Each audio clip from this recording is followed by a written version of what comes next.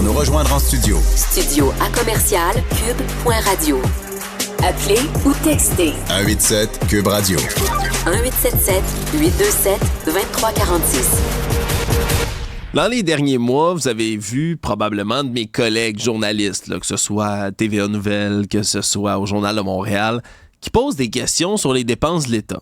Parce que, quelque part, c'est un des travaux des journalistes, d'être capable d'aller suivre exactement ce qui se passe là, dans les dépenses des ministères, du gouvernement, des municipalités. Il n'y a pas juste l'OCPM. Après ça, il y a des dépenses comme ça qui sont plus opaques. On ne comprend pas trop pourquoi elles sont faites. C'est le cas dans ce qu'on apprend dans les pages du journal aujourd'hui de la plume de notre collègue qui est au Journal de Montréal, Marc-André Gagnon. Les limousines des ministres, soudainement, ça a plus que doublé le prix. Pourquoi? Ben, on ne sait pas. Puis on refuse de le dire. Marc-André Gagnon est justement le correspondant parlementaire pour le Journal de Montréal, Journal de Québec. Salut Marc-André. Salut. Écoute, c'est spécial ce que tu nous apprends aujourd'hui. Là, on fait une demande d'accès à l'information. On le sait que des fois, on n'aura pas tout le fond de l'histoire. Mais là, c'est intéressant ce que tu as appris. Ouais, ben tu sais, encore une fois, je pense qu'on a ce matin dans les pages du Journal de Québec et du Journal de Montréal un bel exemple d'opacité gouvernementale. Tu sais, on fait des demandes d'accès à l'information, on regarde aussi les réponses des demandes d'accès à l'information que d'autres personnes, d'autres médias, d'autres citoyens peuvent produire parce que tout ça est public et on a l'habitude de voir à quel point les avocats du gouvernement ont cette facilité à caviarder, donc à masquer au gros crayon noir les véritables éléments de réponse qui nous intéressent à la suite de demandes d'accès à l'information. Et là, pour te raconter un peu la petite histoire, c'est que donc je suis tombé sur ce tableau produit par le ministère des Transports et de la Mobilité durable qui gère en fait le centre d'équipement de flotte de véhicules qui est fourni aux différents ministères. Un tableau donc qui résume les coûts d'acquisition des véhicules protocolaires utilisés par les ministres. Alors ceux qui nous regardent à la télé le voient à l'écran, sinon c'est disponible sur notre site internet. Et puis bon, généralement on le sait, là, on les voit, les limousines. Je vais le mettre entre guillemets, là, parce que limousine, bon, c'est un terme qui a collé avec les années. Tu sais, je me souviens qu'au début des années 2000, les ministres se baladaient dans des gros Chrysler 500. Bon, de nos jours, c'est davantage des minivans, comme on le dit en bon québécois, des Toyota Sienna qui se détaillent autour de 50 000. Et puis, la liste des coûts que l'on voit là, c'est les coûts d'acquisition de ces véhicules de fonction en incluant les modifications qui ont été apportées là, sur le plan de la sécurité. Essentiellement, ce qu'il faut savoir, c'est que les véhicules de fonction des ministres, ce sont leurs chauffeurs, leurs gardes du corps qui les conduisent. Et donc, il y a un ensemble de police là à l'intérieur avec des gyrophares qui peuvent être utilisés. Donc, c'est des véhicules qui sont quand même légèrement modifiés. Donc, on peut comprendre qu'ils soient un peu plus coûteux que ce que vous allez trouver chez le concessionnaire. Donc, Par exemple, un Toyota Sienna, je suis allé regarder les prix de ces véhicules-là. Le plus équipé, là, le XSE, se détaille de nos jours 50 450 canadiens. Donc, le XLE, qui est celui qu'on voit plus souvent chez les ministres, c'est autour de 47 950 $. Donc, on ajoute à ça quelques milliers de dollars pour ajouter un police pack, puis on peut comprendre, quand on regarde le tableau, c'est généralement les coûts que l'on voit pour les véhicules de fonction qui ont été achetés dans les 5 dernières années, mais quelle ne fut pas ma surprise de constater que les 3 derniers véhicules protocolaires des ministres qui ont été achetés, donc vraiment c'est tout récent, là. Dans les derniers mois, le dernier a été acheté au printemps, 121 000 $, donc plus de 120 000 $. Donc là, on s'est demandé évidemment, est-ce que c'est le même véhicule que ces autres collègues ministres? Parce que là, on parle de plus du double du prix habituel pour un véhicule de fonction. Et puis là, évidemment, on a posé des questions au gouvernement. D'abord, au ministère des Transports, qui m'a référé au ministère de la Sécurité publique, parce que c'est le ministère de la Sécurité publique qui, lui, décide des critères de sécurité dont doivent bénéficier les ministres. Puis ça, là-dessus, on comprend. Les ministres doivent être en sécurité. On en parlait récemment des ministres à Ottawa qui n'ont pas de garde du corps. Moi, je trouve que c'est un non-sens. C'est une bonne chose qu'au Québec, nos ministres soient bien entourés sur le plan de la sécurité, surtout quand on voit le climat actuel qui règne, notamment sur les réseaux sociaux. Mais comment donc un véhicule peut passer de 50 000 $ à plus de 120 000 $. Et là, il y en a 3 comme ça. On n'a eu aucune réponse à nos questions. Ce qu'on nous a expliqué, puis honnêtement, je blâme pas la porte-parole du ministère des Transports. Je sentais qu'elle était bien désolée de ne pouvoir me fournir seulement que de non-réponses. C'est pour des raisons de sécurité. On ne peut pas nous donner d'explication, mais ce qui est ridicule, c'est que le gouvernement refuse même de nous spécifier quel modèle de véhicule sont utilisés par quel ministre. Donc, on a la liste des coûts, c'est ce qu'on voit dans le tableau, mais on ne sait pas quel ministre se balade dans quoi. Je veux dire, qu'est-ce que ça change? On sait que les ministres là ne se déplacent pas en Mercedes puis en BMW, que c'est pas la limousine du président américain non plus qui déplace les ministres québécois.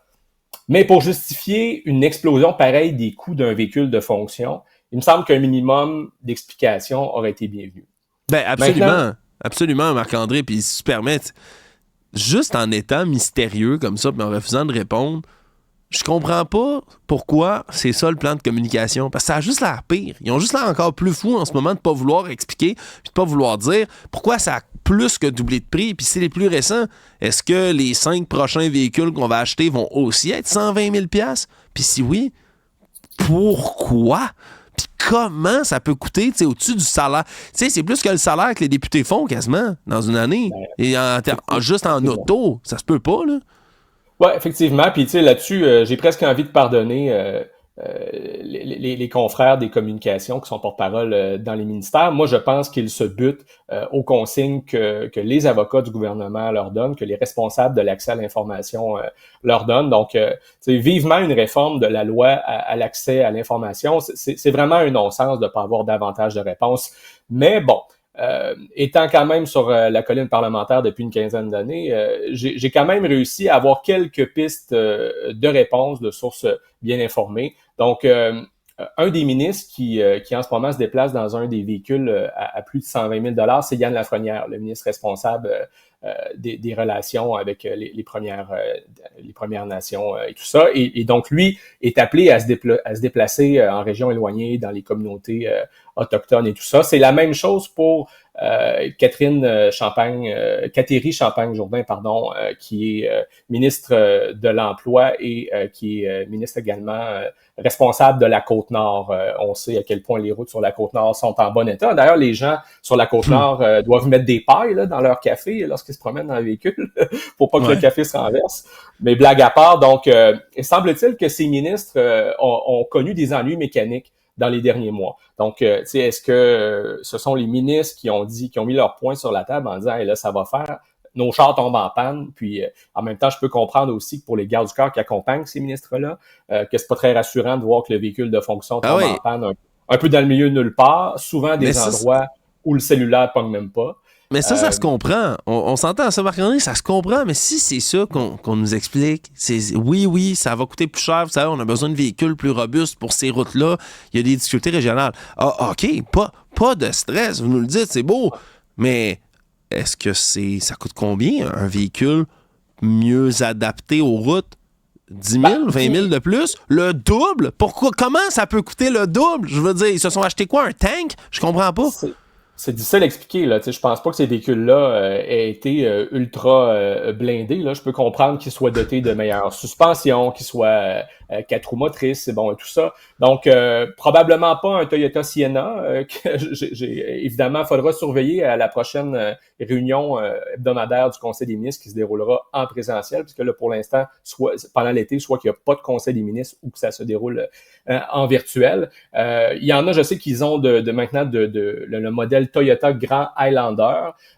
D'autres se déplacent aussi en Ford Expedition. C'est le cas du premier ministre, mais pour votre information, j'ai pas les données là pour le véhicule de fonction du premier ministre François Legault, puisque lui, sa sécurité, c'est la Sûreté du Québec qui s'en charge. Donc, c'est pas le ministère de la Sécurité publique ni le ministère des Transports. Donc, il faudra aller chercher l'information à un autre endroit. Mais tu vois, même un Ford Expedition, là, le plus gros modèle, le Ford Expedition King Range, ce détail, 102 King 890 $. Et je suis pas certain que ce soit ce modèle-là dans lequel François Legault se déplace, mais je suis pas un expert en véhicule. Cela étant dit, est-ce que il s'agit de véhicules électriques? Je ne crois pas. Probablement des hybrides chargeables, ce qui expliquerait à ce moment-là qu'ils sont plus chers.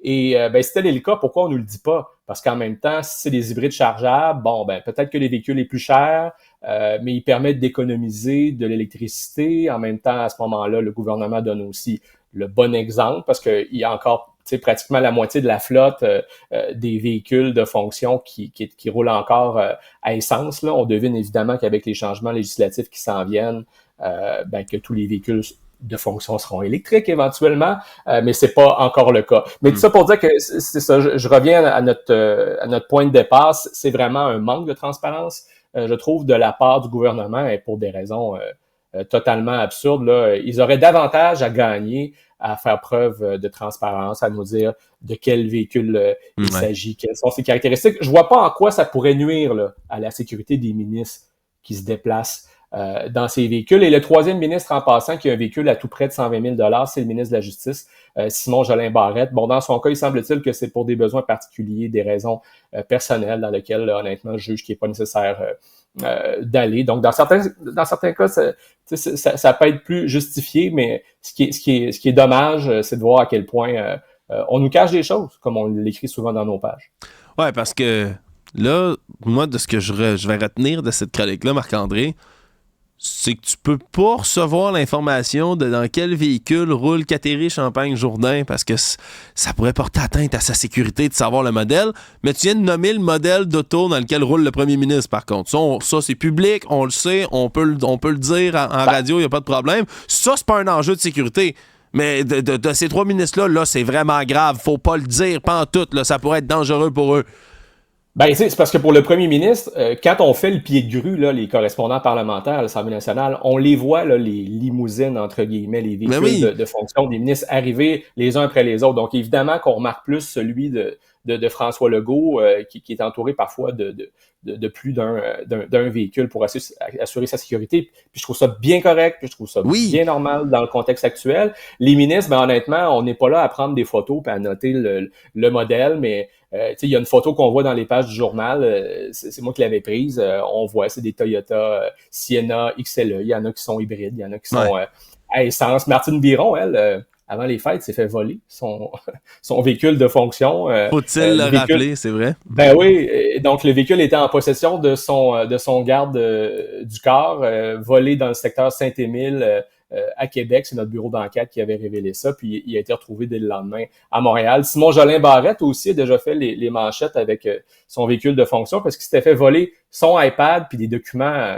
quand même personnels au ministre dans le véhicule, dont les portes étaient débarrées puis qui était garé dans le complexe G ici à Québec. Donc, tu sais, une autre hypothèse, est-ce qu'ils ont mis, je sais pas moi, des AirTags dans les véhicules? Est-ce qu'ils les ont équipés de GPS? T'sais, ça, je m'attends pas à voir les réponses. Non, c'est ça.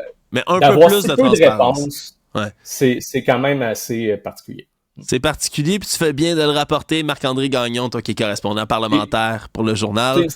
En terminant, je veux dire, ce qu'il faudra voir, c'est est-ce qu'il y a une tendance? Là, on a 3 véhicules qui ont coûté 120 000 $. Est-ce que les prochains vont coûter aussi 120 000 $? Peut-être que là, c'est des exceptions pour les besoins particuliers que j'ai mentionnés, sur la Côte-Nord, les communautés autochtones et tout ça. Il faudra voir si les prochains vont coûter aussi cher. Marc-André, un gros merci. Ça fait plaisir.